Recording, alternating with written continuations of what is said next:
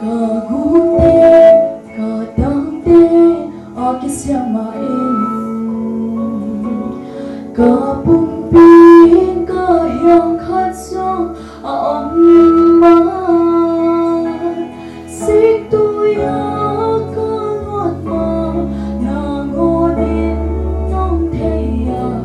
có bung pin khi bóng mai mà có tút lệ có đến sông nắng nó hôn thầy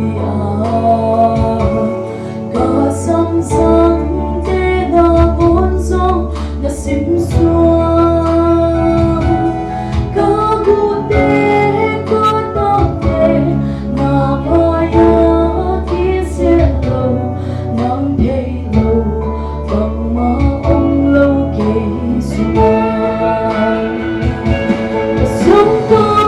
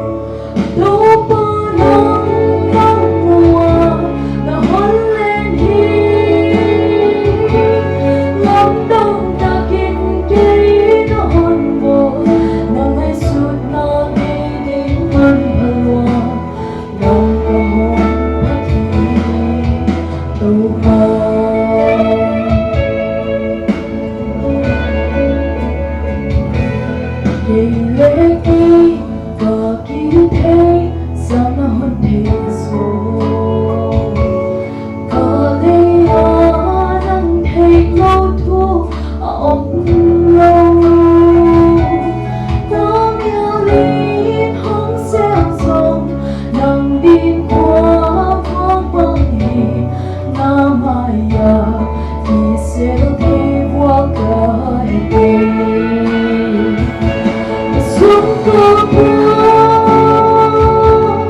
không thấy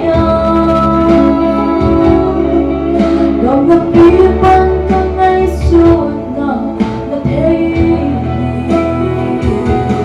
nắng thấy lâu cây xuống nó băng mộng cây cởi mù nắng vó nắng mai cái xe lâu hi into khi tốt lòng nghìn có lẽ mình đầy mong đông đầy mắt tình tốt bao nắng nắng mùa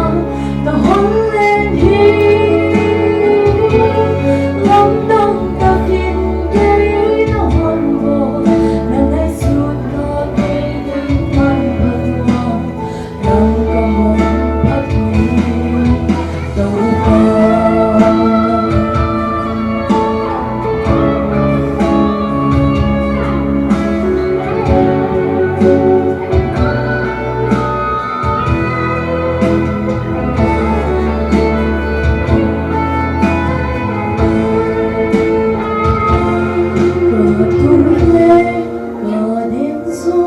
nắng nó hôn thầy siêu thơm mơ có gồng tắt ngã là thấy có đông lê có nói lầm nắng thầy lâu ôm nghe lâu nắng mơ vần quỳ ở đây mang tình cả hiền